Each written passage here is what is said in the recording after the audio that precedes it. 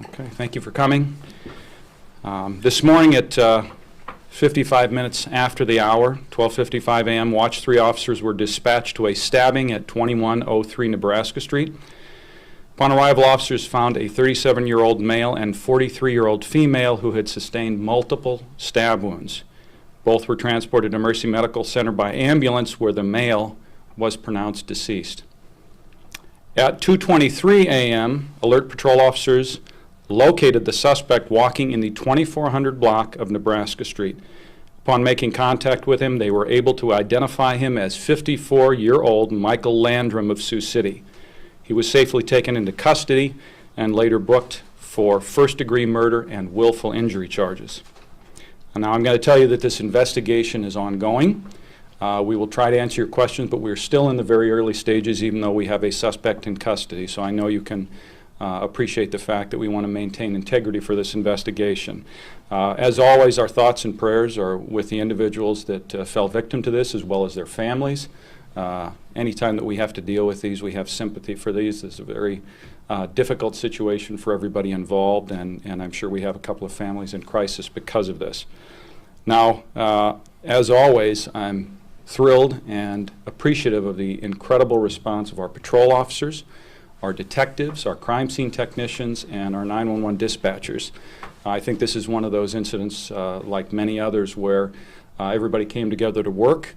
They responded quickly, they communicated well, rendered aids to the victim and victims, and also tried very hard to solve this crime in the early stages. The longer a crime of this type goes, the more difficult it becomes to rectify it. In this case, everybody's work came together and they were able to bring this to a successful conclusion. Now I'm going to introduce the lead investigator on this, Detective Ryan Denny. Again, I will remind you that we will answer as many questions as we can without compromising the investigation. I'm sure you have a few more questions. I'm going to leave that to Ryan to decide what is and is pertinent information. So we'll do our best to keep you informed, but also understand that our end goal is a successful prosecution. So, Ryan. Thank you, Chief. Obviously, very early stages of this investigation. We're only about 12 hours out. So I'll try to answer as many questions as I can, but obviously it's pretty fresh right now. Ryan, do you know, do these people know each other? Is this random encounter or anything you can tell us in that regard? Sure, I can tell you a little bit. Not random. These people did know each other. So the suspect and the two victims do know each other. Were there more people in the home than just those three? Not that we're aware of at this point. Whose home was it? One of the victims. Okay. Do you know the specific relationship between the victims and the suspect? We're not releasing that at this time. It's still fresh, so we're still... Okay. Was the suspect intoxicated? Drugs and alcohol were a factor in this case, yes. And how was he identified by police as the suspect and identified by police who saw him walking? I can't get into a lot of specifics with that just yet. Okay. Do you believe that there's a motive behind this yet? I can't get into the specifics on that yet. It's too early still. As far as the fatal wounds, can you detail that as far as where on the body the victims were stabbed and what the fatal wound I can't release that now, just that there were multiple stab wounds. Okay. The weapon been recovered?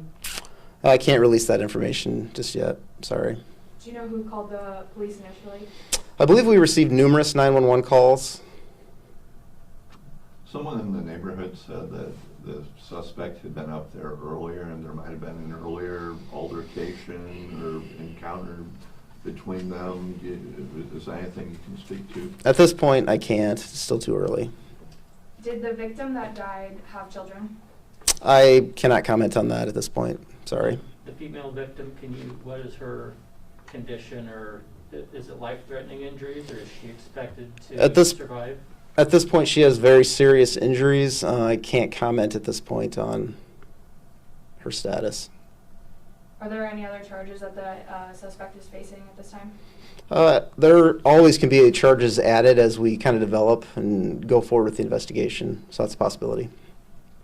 And as of about 45 minutes ago, he had not been seen by a judge yet. Do you know, has that changed? Has he been at his initial yet? I don't know, I'm sorry. How many homicides has the department responded to this year so far? I don't know the exact figure. We don't get too many here. Yeah, not very many. I don't have that figure for you. I'd hate to even guess. Not a lot. Tell you what, John, can we get that figured out and then get it to these guys at some point, or we'll get it to JJ, so. Can you confirm one more time just what time the incident happened?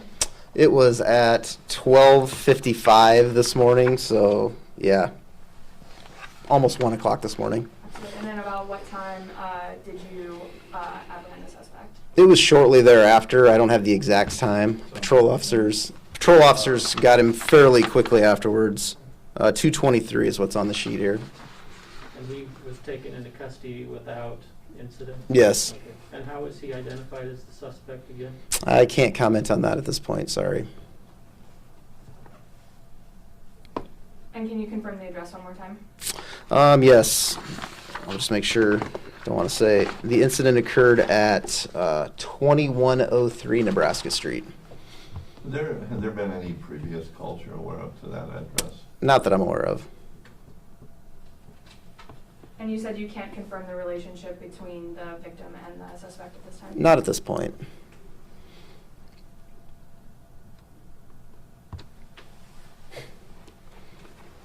Okay, thanks guys. Thanks.